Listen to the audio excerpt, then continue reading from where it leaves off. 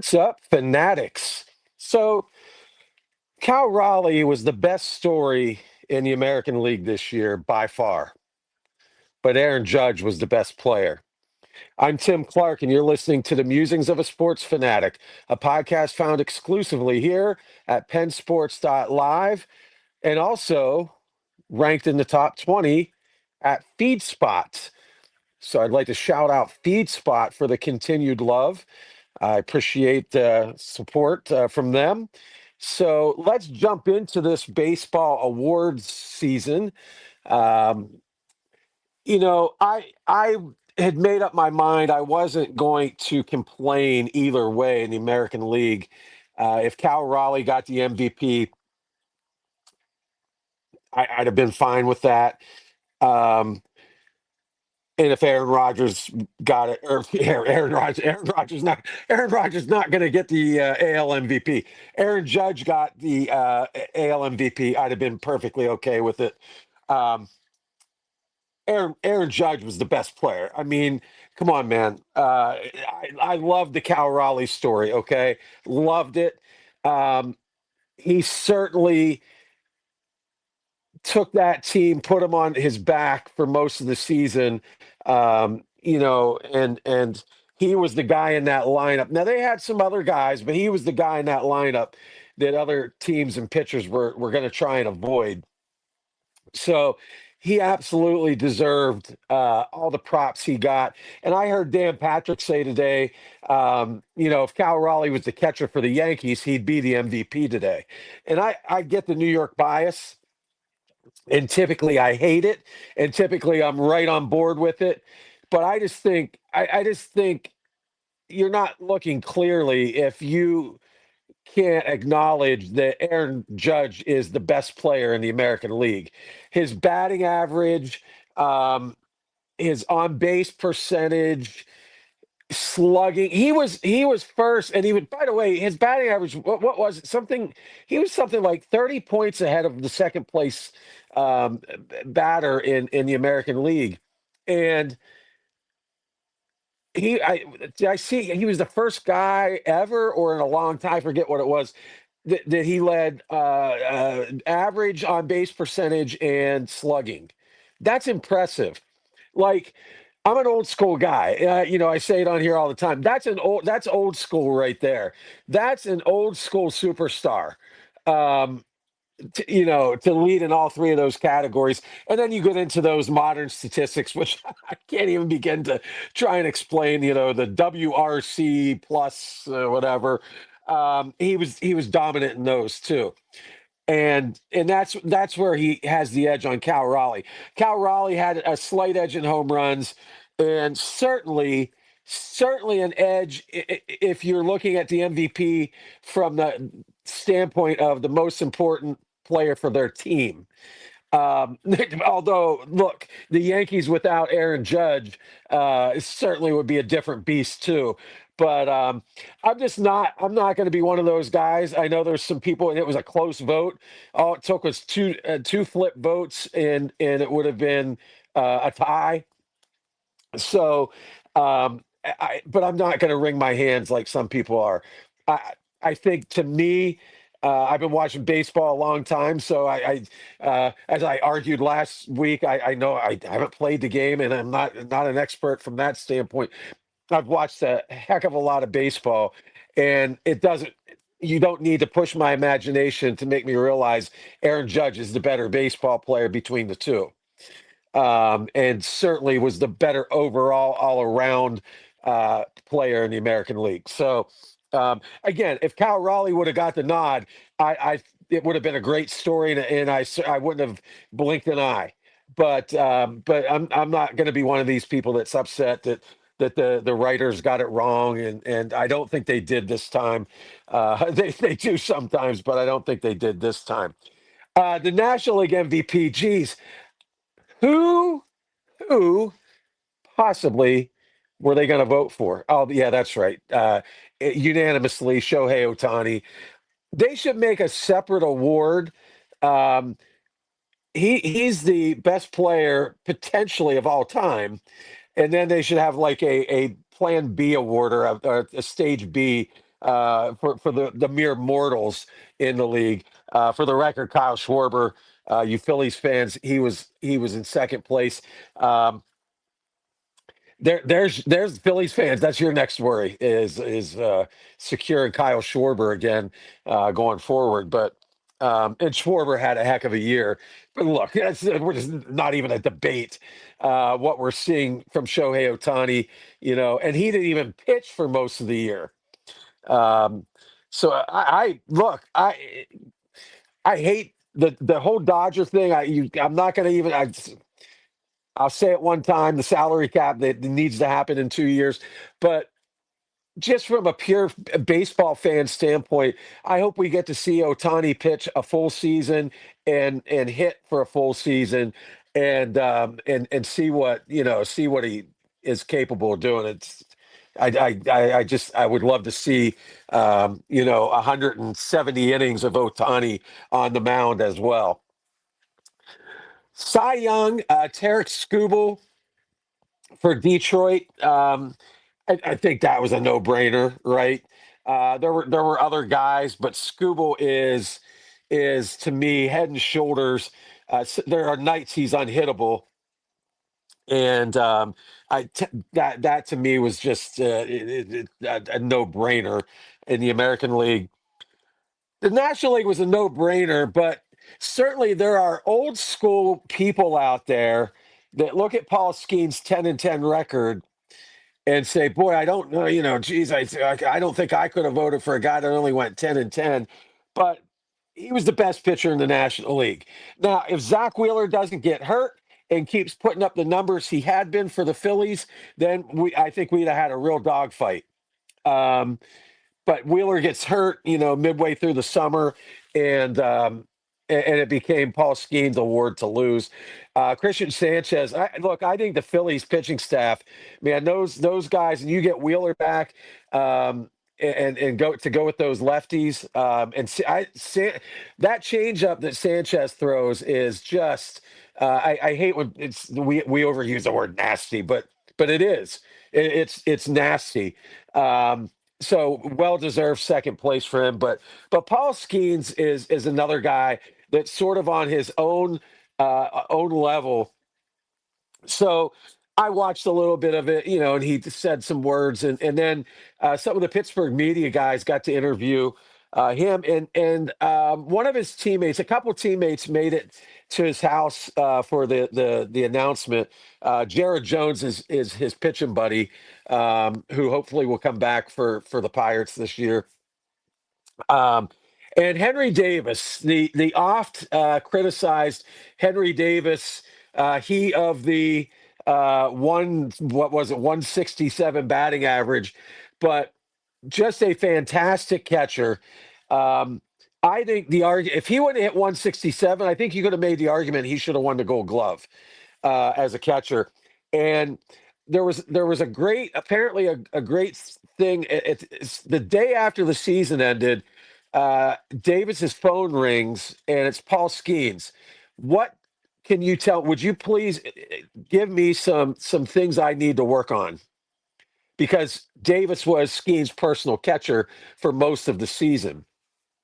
And if you that to me is all you need to know about Paul Skeens is he had the season first of all following up his rookie season and then to win the Cy Young in his second season and to call up his catcher who he puts a lot of trust in and to say what is it that I need to work on.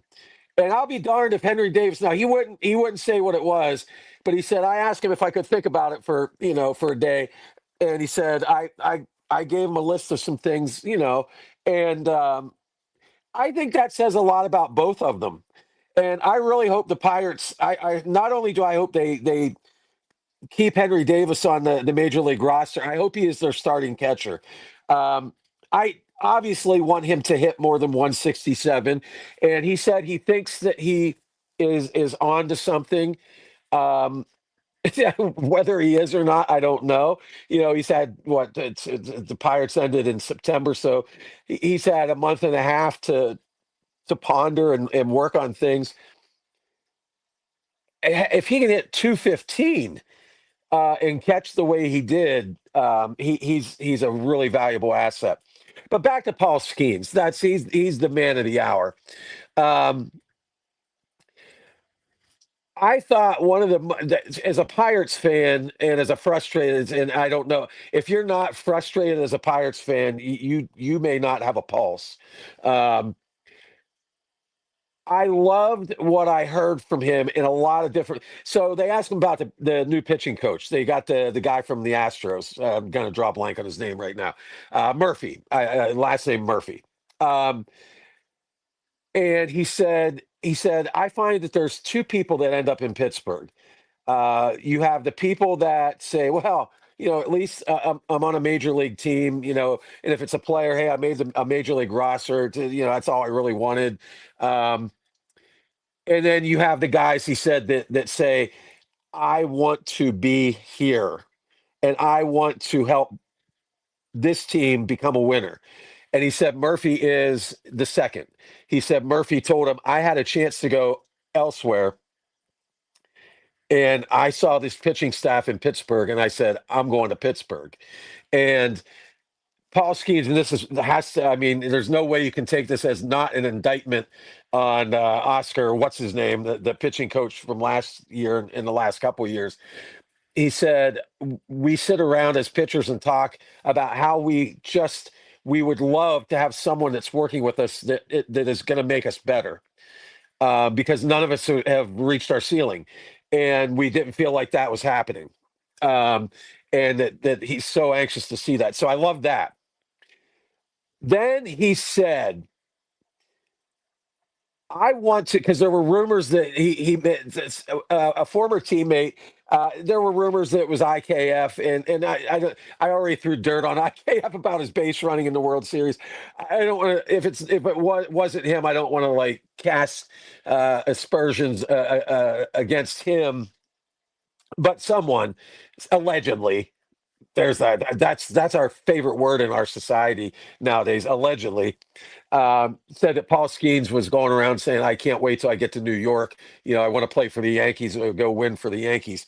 And he has no connection to New York. I don't know. You can make the argument maybe Livy Dunn, his girlfriend, thinks her career would take off in New York. But he put that all to rest, and he said, "I want to win in Pittsburgh." He said, "I love Pittsburgh. I love the fans." Here's a great quote. He said, "I love that the fans don't show up when we stink." Um, Almost, he didn't say why should they, but it was almost what he was saying. Why should they? And he said, "I want to get this team good for the city, for the fans, and for us as an organization." And then he said it. He said, this is the off season. We need to make a commitment um, to winning in Pittsburgh.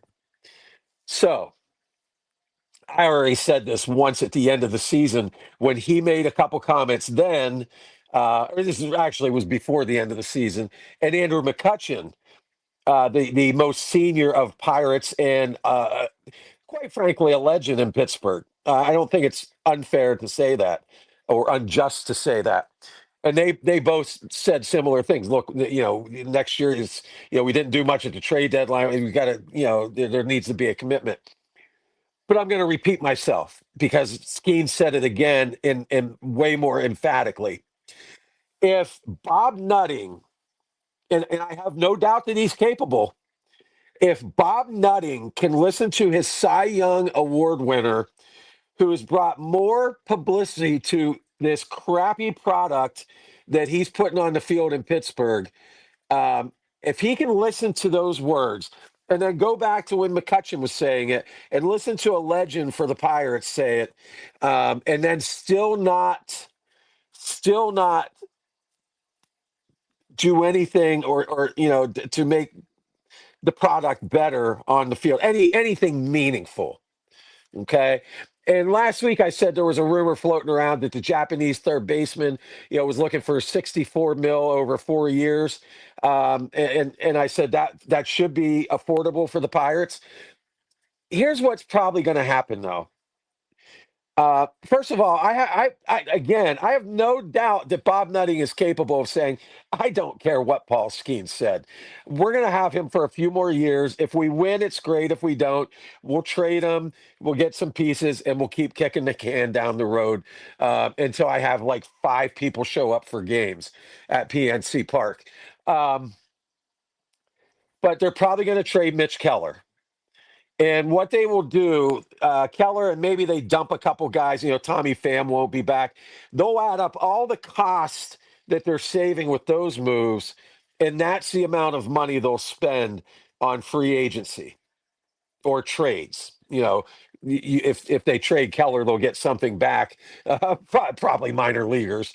But um, that's and then they're going to say, well, look, we put money into the franchise. No, you didn't. You took money out of the franchise and then you put that same amount back in.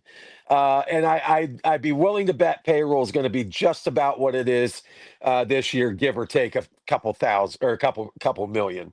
um which will be just disgusting, and it'll just continue my disgust. I hope I'm wrong.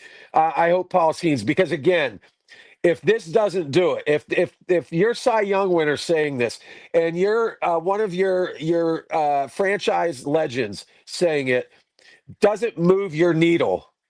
If you're Bob Nutting, ain't nothing gonna move your needle, and the Pirates will just continue going down the path that they do. So let me crack open the door here. We'll hop in.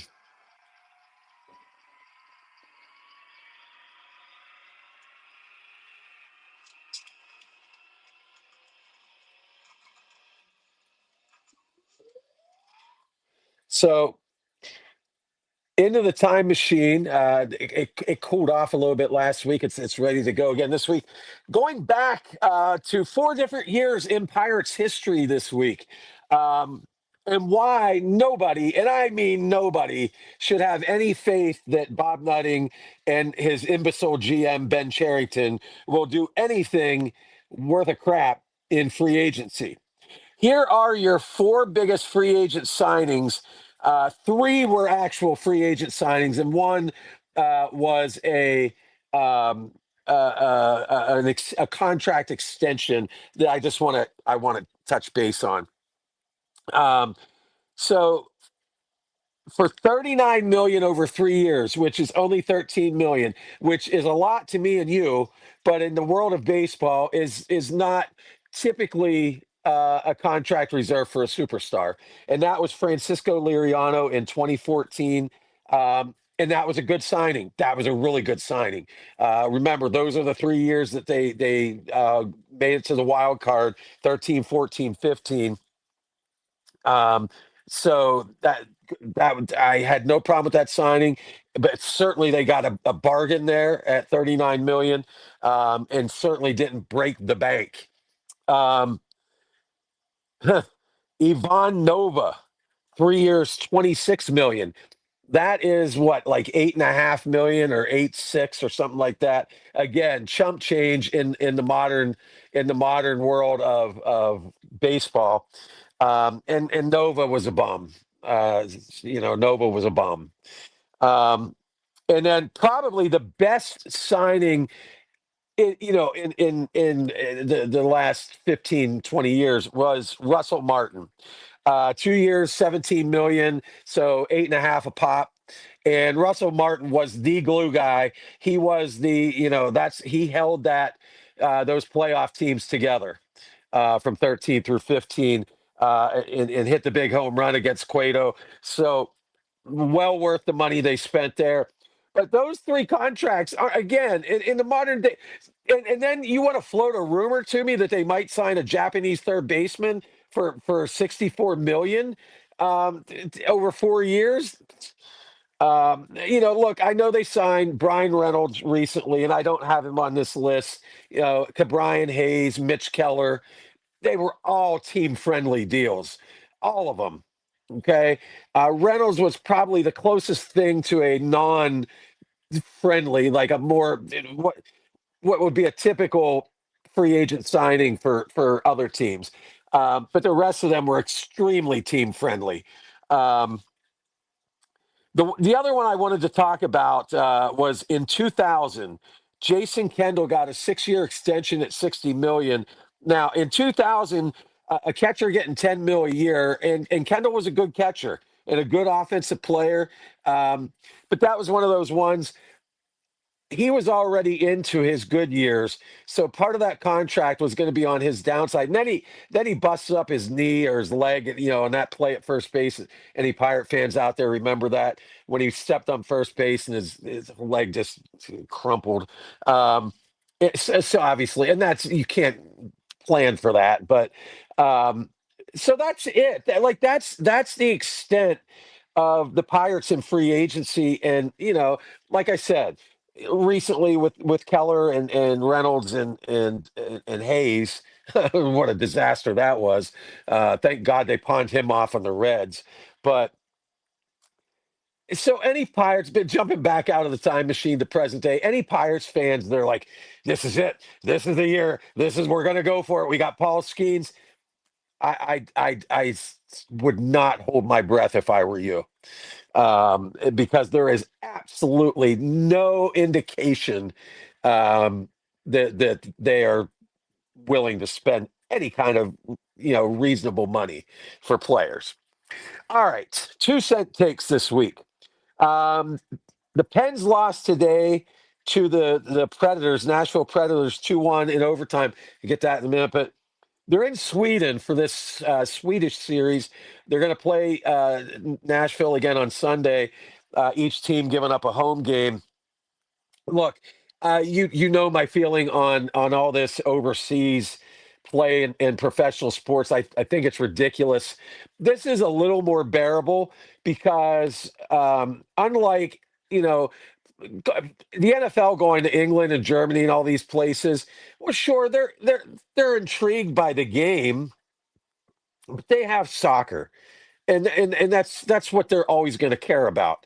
So the NFL thinking that they're suddenly going to become this hotbed of NFL fans in Europe is ridiculous.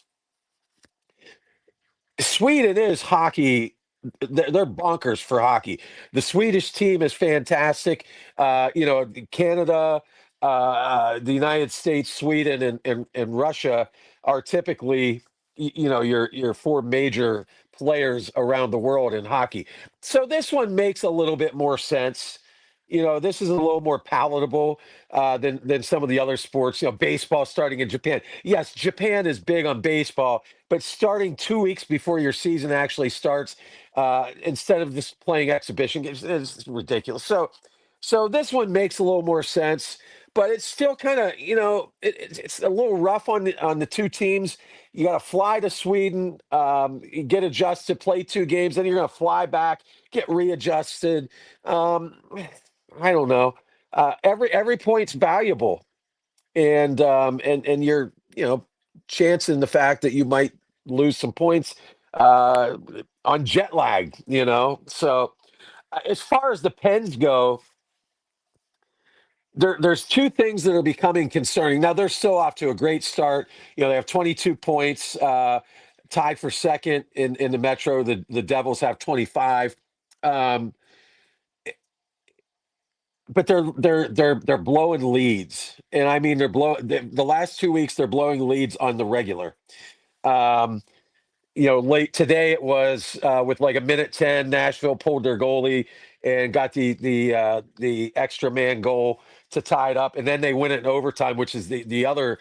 Now that's that's the first overtime loss in regular overtime, but the Pens have lost 4 shootouts, and I think Jari was in goal for one, I think, if I remember correctly. But Sheloff's was in goal for the other three. And you simply, I don't care whether it is embarrassing to him, whether there's some kind of official protocol that you don't do that. You go to a shootout when he's the goaltender, you've got to pull him.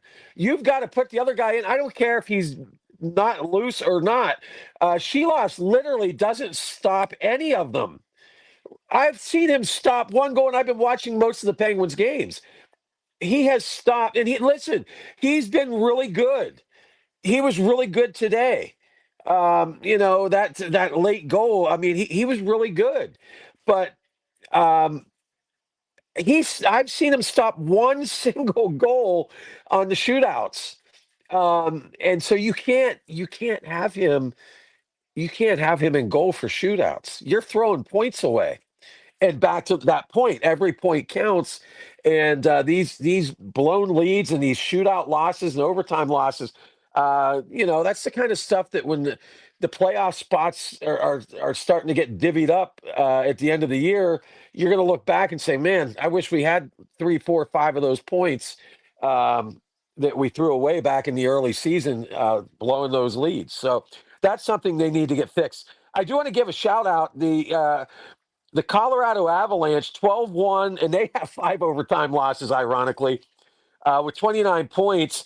If it weren't for Dallas, I'd be saying that they've already got a magic number. I mean, the Avs have raced out to quite a start and a padding the lead. Other than Dallas is 4 points behind them, but those two are kind of running away with that division. So, speaking of running away with things, on to the NBA.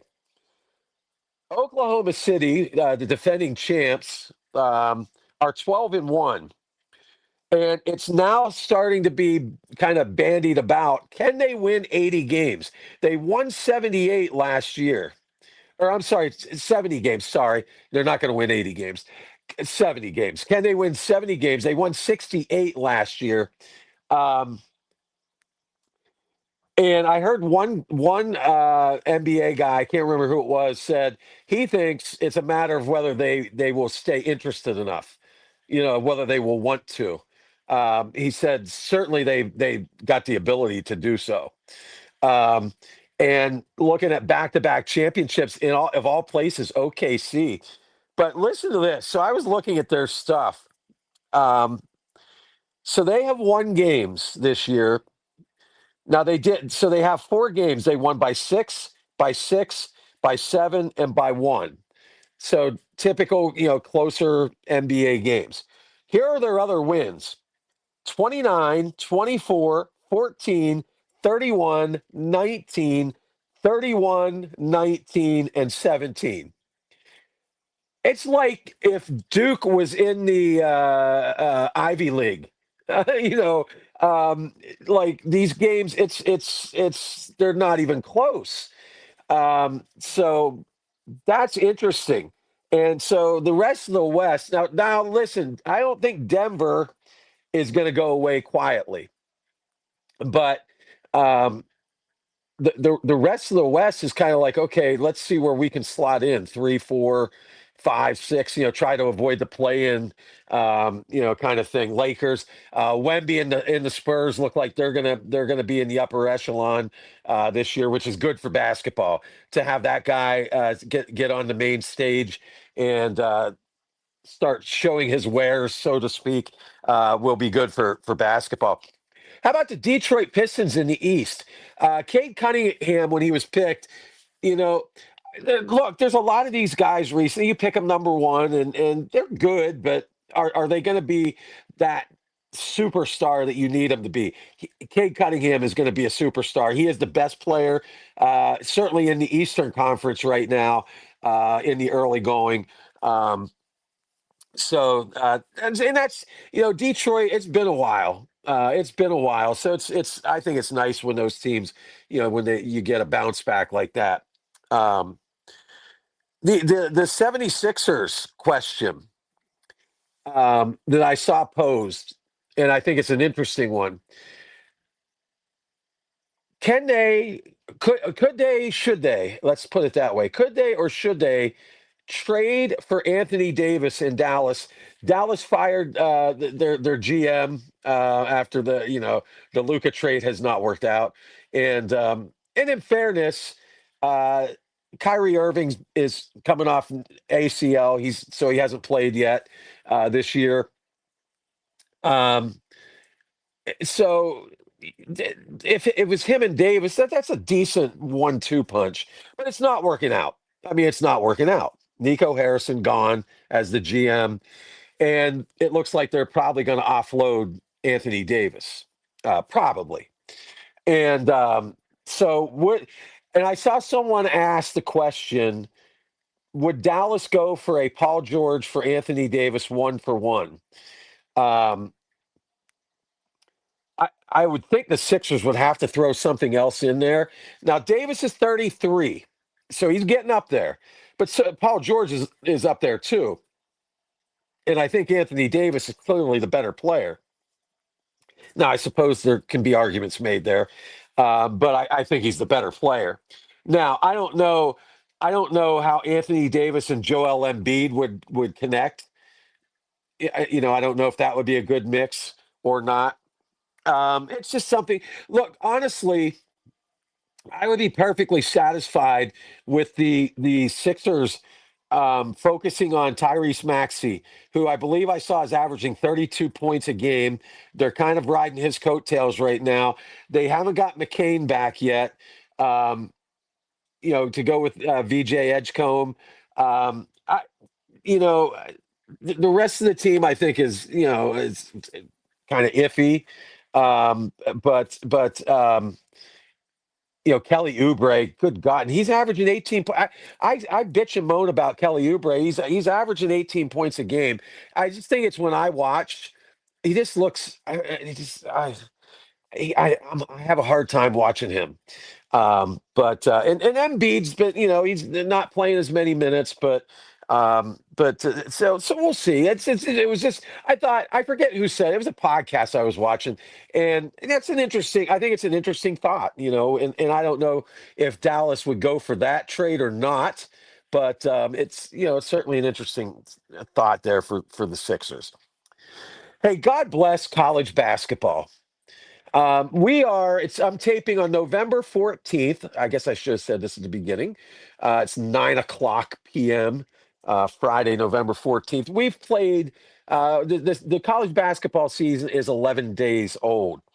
And we've already had Purdue, Alabama, Illinois, Texas Tech, Gonzaga, Creighton, St. John's, Alabama, Michigan State, Arkansas, North Carolina, Kansas, Duke, Texas, Arizona, Florida. And Louisville, Kentucky. And I'm going to spend some time on my Cardinals here in a minute. One of the things I'm noticing, and I know it's early on, and things will fluctuate as the season goes. But these are, if you're a fan, and even if you're a casual fan, these games are fun to watch. Like it's a lot of it's more fast paced, it's up and down, and not sloppy up and down. um, good up and down games. The athletic ability this year, I think, has risen. I think one of the reasons is what a freshman class this is in college basketball this year. And these games have been fun to watch. And I say it repeatedly, and I'm good at beating dead horses, but what college football can't provide us, and it's going to get worse as time goes on, if the committee does things like puts Texas A&M below Ohio State and Indiana when they have the best win of anybody on the road at Notre Dame. And if you're not going to get credit for that, then why schedule it?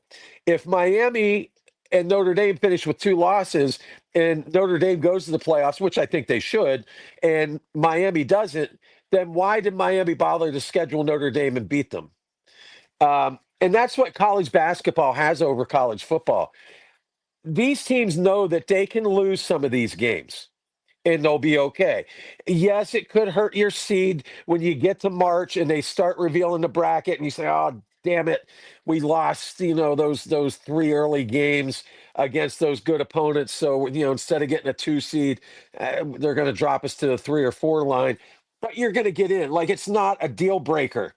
And people aren't looking in college basketball to schedule down unless you're like if you're a new coach in a program that is struggling.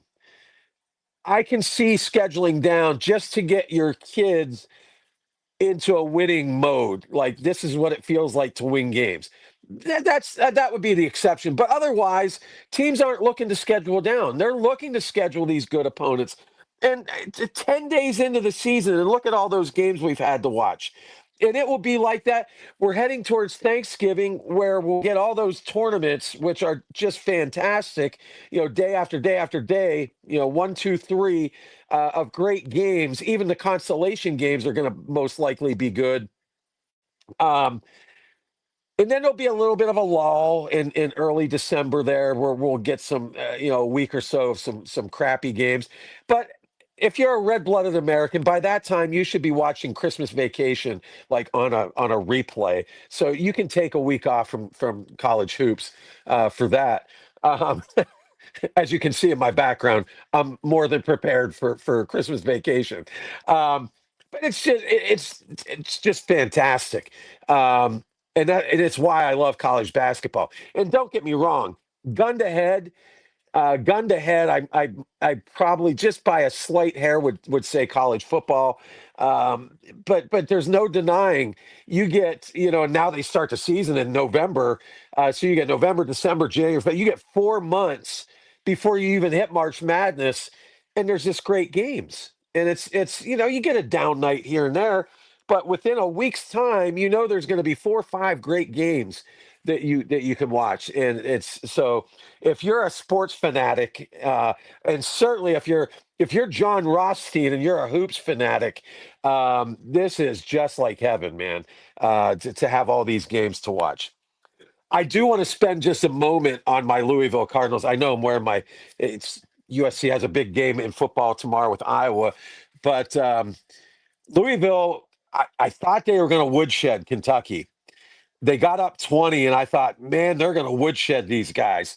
And then they let them creep back into the point where it was a 4-point game late in the game.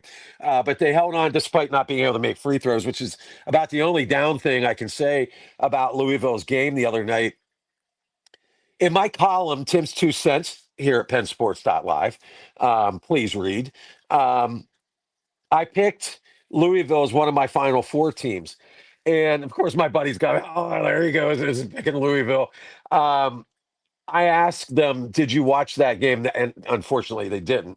But that wasn't any homerism. Louisville is a Final Four caliber team. Mikel Brown, the freshman, is unbelievable. He's got to be one of the top 5 freshmen in the country. And like I said, there are a ton of them. Um, he is a willing passer, which I think is the first thing I look at with a freshman that can score. Is he willing to also distribute the ball? And he is. He is fearless going to the basket, and his jump shot is pure. Um, the Conwell kid, senior, this is his fourth team. I don't like that so much, that all this transfer, one to the other. But he's a sharpshooter, and he's a Louisville kid. They told a great story. His grandfather used to take him to games at Louisville, and now here he is, and he got to beat Kentucky the other night in a Louisville uniform. So that was a kind of a cool story. Um, they've got two interesting big guys, Ali Khalifa, who is Nikola Jokic light. Certainly not. He can't score like he can, but man, you get him that ball in the post, and he's dishing it. Guys are going backdoor on their men, and he hits. I mean, every pass he makes is right on the money.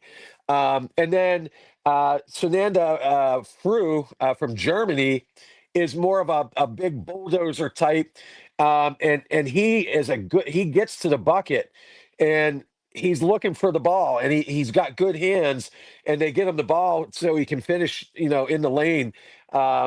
And then they've got wing after wing after wing after wing after wing. They got Isaac McNeely, another sharpshooter from Virginia, in the portal. That is, and I'm so excited because I don't know who you guys all root for, but when your team goes through a lull, like USC football has gone through a lull, um, and it gets so frustrating that year after year after year after year, and they just can't get back to the winner's circle. And Louisville basketball, of course, the ultimate is Pittsburgh Pirates baseball, but Louisville basketball, ever since the whole stripper gate, at the end of the Patino era, after he had won the national title, and then he had a couple teams that could have won national titles in the next couple of years. since then, and that's been like what, 10 years, 12 years. Um, and to finally have a team that you look at them and say, man, now look, you know how March is. They could get knocked out in the first round, but they are good enough to win it all this year, without question. And I'll tell you what, Josh Hare, the AD at Louisville, and he got a lot of heat. You know, Kenny Payne was the hire before Pat Kelsey, and Kenny Payne was a disaster. And everyone, including myself, was excited to see him come there. You know, a legendary player at Louisville, and he just couldn't coach. He couldn't coach. Might be a decent assistant, but he couldn't coach. And so the pressure was on Hurd, and boy, did he hit the jackpot with Pat Kelsey. This guy can coach. He knows how to recruit, which he's proven this year. He knows how to get these guys bonded together as a team. No one cares who's going to be the high scorer. No one cares who gets more minutes. Certainly not outwardly. I'll put it that way. Um, and his X's and O's are fantastic. I tell Rex here at the website, you know, Rex coached some girls AAU stuff back in the day, and so he likes to look at, you know, the X's and O's of things. And I said, watch Louisville, watch their out of bounds plays. They always get they don't always make it, but they always get a good shot. And so Pat Kelsey was just what absolute home run hire for Louisville. Um, so I am excited for this college basketball season, but they're not alone. There's a lot of good teams, and it's going to be an exciting season. And like I said, this freshman class is going to be fun to watch. And I haven't even got a chance to watch the Boozer kid at Duke yet. So we're in for a pretty wild ride this year for college basketball. All right, let me see if I can get old Spicoli loosened up. Yeah. I'm going to go college football, and I'd like you. I hope you guys tune into our wall to wall football I do with my friend Eric, where we are picking games at a just miserable clip this year. And I'm doing a funny thing. I did it as a joke for 1 week, where I had my cat pick games by picking a golf ball, which represented each team, and she went 7-3, which was better and still is better than any week I've had this year. And so I thought it would be funny. So I have her pick games each week, and she's kicking our butts. But we talk college and NFL football there. So it's at the site. Go check it out. We have fun doing it. So I did this rant on wall to wall, but I'm going to add some context. I'm going to get my phone out, so I want to get my numbers right. But this Big Ten private equity deal, it stinks more and more each day I read things. Tony Petiti he's an idiot. You won't convince me otherwise. He could send me $1 million, and then I know he's an idiot. But he's an idiot. Um, and they're going to sell off some of their equity in their teams, to whoever, whatever this would be, this private company, and then an influx of money would come in. And that sounds all well and good. Hey, an influx of money, we can always use money. And it boils down to a lot of the Big Ten teams are mismanaging their funds, and I don't look, I'm not going to, my Penn State friends, they'll jump all over me. I'm not saying they're one of the teams mismanaging it, but when I see them shutting down branch campuses and giving the president of the university a 70% raise and spending $700 million to renovate their erector set of a stadium, um, and paying James Franklin, depending on what the situation is when he gets hired at Virginia Tech, which I hear is imminent. Um, and the buyout. I'm not saying they're one of the team. Maybe they got a boatload of money I don't know about. Maybe Terry Pagola is even richer than we think. I don't know. I don't know. So I'm not, please, Penn State fans, I'm not suggesting that you're mismanaging. But when you hear that stuff like that, and I can go to USC and see, similar things. Um, And so now this idiot wants to do this private equity deal as more or less a bailout. Oh, geez, we misspent a bunch of our money.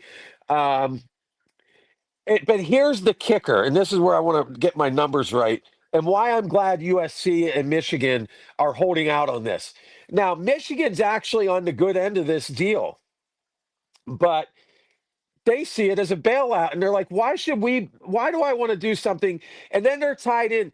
See, he's getting them lassoed in, roped in for 10 more years where they'll have no say in anything that, uh, adding a team, maybe they want to add a team or maybe someone wants to get out. Why doesn't this, I said on Wall to Wall, wouldn't this be the perfect time for Rutgers and Maryland to say, you know what? Thanks, but no thanks. We could use the money, but we're going to leave. And we're going to go find a much more comfortable landing spot. I've got to think the ACC would love to see Maryland come back, certainly for basketball, and they would fit right in for football. Maryland football wouldn't be any worse than Virginia, North Carolina State, Georgia Tech. Boston, they'd be better than Boston College, Syracuse, like they would fit right in Pitt. Um, so and Rutgers, maybe like a spot for them would be the AAC. Get in there with Temple and Navy and some of those schools. Um, I don't know why this would be the perfect chance to blow this thing up. And I hope USC and Michigan stick to their guns. And if USC said, you know what, we're out, we're going to go independent like Notre Dame. It works for Notre Dame. We're just as big a brand, and that's what we're going to do.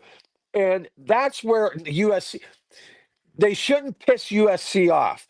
They've actually got an athletic director that knows what she's doing. Jen Cohen's not going to put up with it. Um, and here's what they're trying to do. So they tiered the teams, and it's Michigan, Ohio State, and Penn State that are in tier one. And they will get, where's my numbers at? Oh, there it is. So they're going to get 10% more than tier two, which is USC and Oregon, just two teams, USC and Oregon. And I don't know how Washington feels about this. How do they not fit into at least tier two? It's so over the 10-year period, it would be a $10 million difference between the three tier one teams and then USC and Oregon. And then everyone else is in tier three. And there's only a $2 million difference between tier two and tier three. So essentially, without saying it, they're basically lumping USC and Oregon in with Rutgers, Maryland, Wisconsin and Iowa, where whoever. And Jen Cohen said, no, I don't think so. Have you seen our brand? The Big Ten wanted USC as much as USC wanted the Big Ten. The Big Ten wanted the LA market badly. And now they're going to try and throw, because they're the new kid on the block and Oregon's the new kid on the block. So they're going to stand by their two originals, Michigan and Ohio State, and then throw Penn State in there. Well, the last time I checked, USC has more national titles, more Heisman trophies, a better winning percentage than Penn State. And Penn State is an iconic program.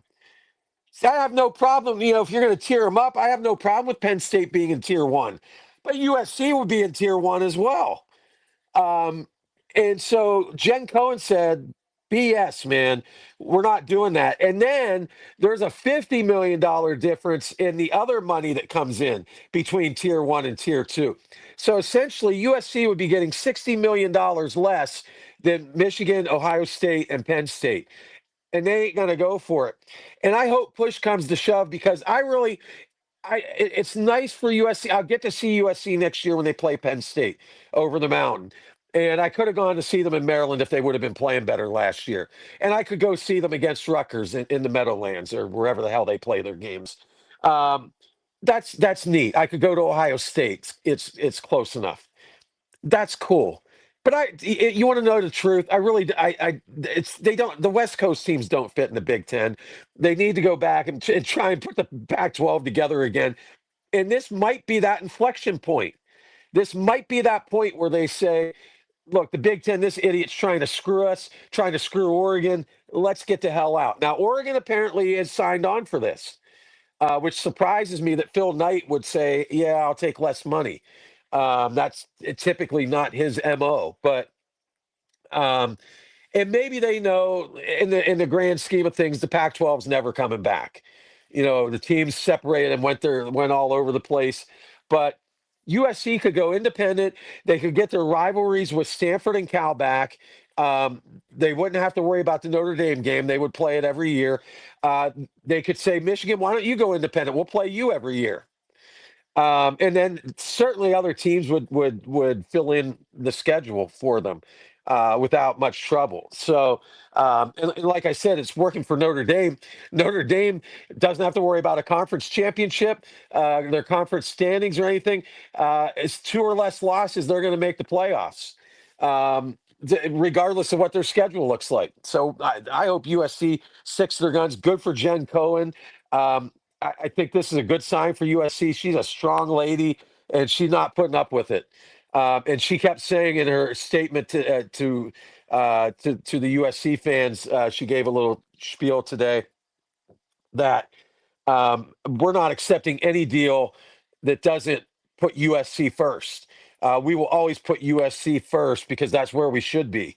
Um, Now, she's not suggesting they should be ahead of Ohio State and Michigan and those guys, but she is suggesting they better damn well be on par with them. So good for her. So all right. My random off-topic is I'm going to give you two more reviews here this week. I watched it. I'll tell you what, Netflix and documentaries. Netflix has nailed it with their documentaries, one after another, after another, after another, and they're all good. I think the last one I had watched was the Charlie Sheen documentary, which was fantastic. So I watched two of them in the last week. Um, we'll go with the dark one first. The Eileen Wuornos documentary, the serial killer in Florida, and man, it. What's great about a documentary, it didn't just like I knew the story of Eileen Wuornos killed. What was it, seven men, and got the electric chair, actually lethal injection by the time they executed her. Um, and certainly in the media was painted as this evil, evil woman who would do such a thing, kill seven people. But boy, did the documentary leave me scratching my head and wondering. Um, and it does make you wonder about so many people, and I think a lot of us don't think about it because we're not in that situation, and we don't know people that are in that situation. Her growing up wasn't great. Didn't have much. Sort of waffled on her sexuality. Um, didn't have any money. Abused, raped, um, and kind of got into this thing. She had a girlfriend, but she was these guys would pick her up or vice versa. And her story was that they were she didn't kill any of them just to kill them, that they were either attempting to rape her or did rape her, and that they were sleazebags. Now, even a sleaze bag, I'm not suggesting you should put a bullet in their head, but it certainly left me like this. The documentary did not make it appear to me, and they left it open ended for you to make up your own mind. But it certainly didn't appear to me that she was just this evil person that decided she was going to go on a killing spree. It didn't seem like that at all. And then, you watch, they did some interviews from the jail, and she basically got to the point where she told them, look, I don't want any more appeals. I don't want any, they wanted to try her on all the cases. She said, look, I'm going to plead guilty to all of them. And now she said, I'm telling you what happened, but no one's going to want to believe what I'm telling you. And so, I already got convicted the first time.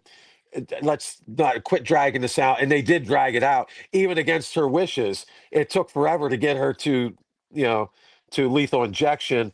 Um, but it made me feel.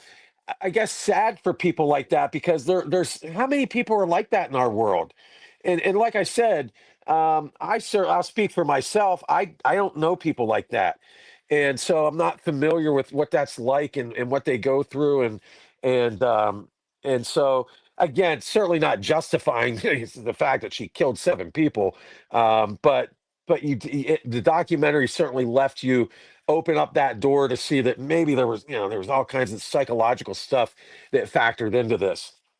The more lighthearted documentary that I just watched the other night was the doc on Eddie Murphy, one of my favorite comedians growing up, and I was a giant fan of Beverly Hills Cop, the whole series. God, he was funny in there.